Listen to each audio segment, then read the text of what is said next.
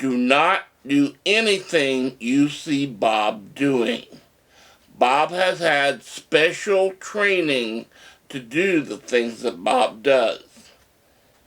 Bob may have killed 3 people mastering his skill. If you damage or kill someone mimicking whatever Bob does, that's on you. If you're not under parental supervision that keeps you from doing things, that's on your parents. But do not do anything you see Bob doing. Bob has had special training, and people can die if you try to do what Bob does. As for me, all of my comments are parody. They're meant to entertain. And if you have to find a smidgen of truth in the things that I say, I'll be happy. In the meantime, we'd really appreciate it if you'd click on the subscribe button down at the bottom of the screen, and also put in your likes or dislikes and add any comments. We'd really like to respond to some comments, so feel free to click on that you're subscribing to our content. Even click on the button that gets you a notification so you'll know when we have new videos out. The goal is to have a pair of them each week, but sometimes we get a little bit behind. Anyway, please hit the subscribe button. Do not do anything you see Bob doing. We welcome you to these videos. My name is Silo. That's Bob.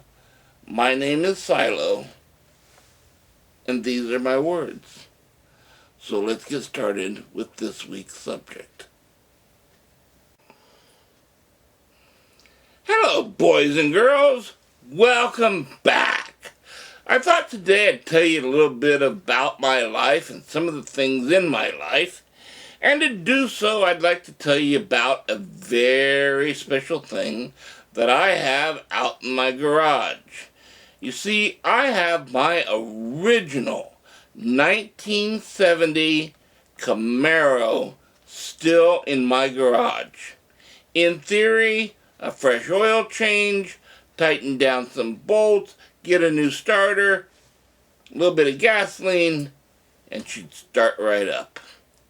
But I've been towing her around for about the last 30 years, and my goal is to eventually reach the point where I can afford to get her completely redone top to bottom so that I can tour around like a man in an ancient car looking at those who are forced to walk. But nonetheless, I do have a little story to tell you about my car. My car's name is the Prophecy, and it is a solid blue car from tip to stern, except for the fact that the driver's side door is gold. And I'd like to tell you about how my Blue Camaro came to have a golden door. Back in the days before GPS, my car and I would wander the hills of Indiana. We would often get lost, and we would happily get found again and find ourselves onto the nearest road and eventually make our way home. But occasionally we would get lost so deep into the Indiana hills that we had to stop off and ask for directions. Well, lone wolf Camaros trigger a territorial response in the Camaro owners that exist in those areas. And lone wolf Camaro drivers have to be very, very cautious about setting off the current Camaro drivers in a local area. That's why, as I was in a restaurant getting directions on how to find the local highway, I was not surprised when the door behind me rang as someone came into the diner, and someone said, "Who owns that crappy Camaro outside?" Now, I could have taken such a statement from a Mustang owner. They don't know what they're talking about, or maybe a Toyota owner. But this was from a fellow Camaro owner, and the hairs on the back of my head stood up. And I turned around and I said, "What did you say?"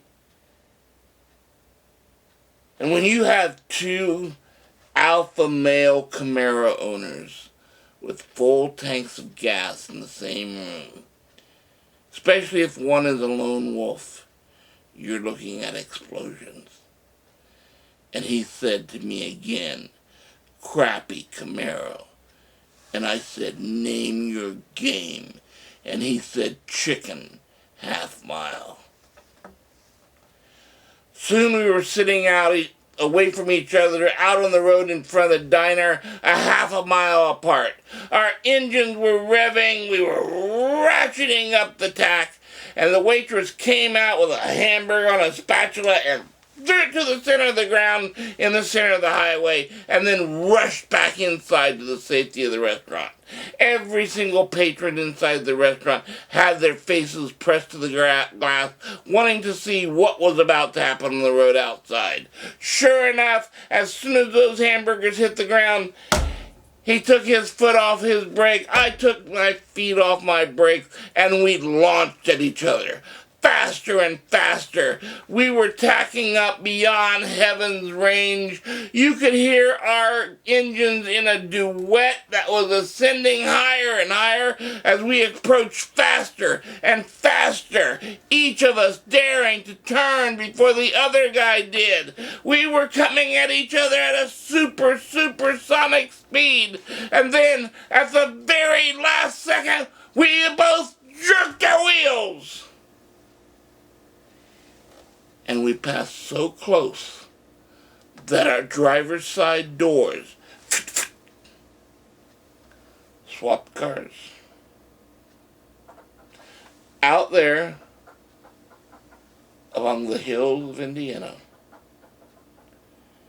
is a guy who drives a solid gold Camaro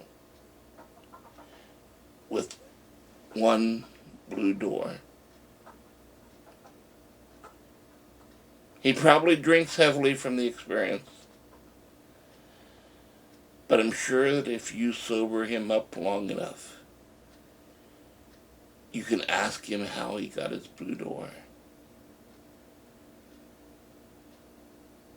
And he'll tell you the story you have just heard.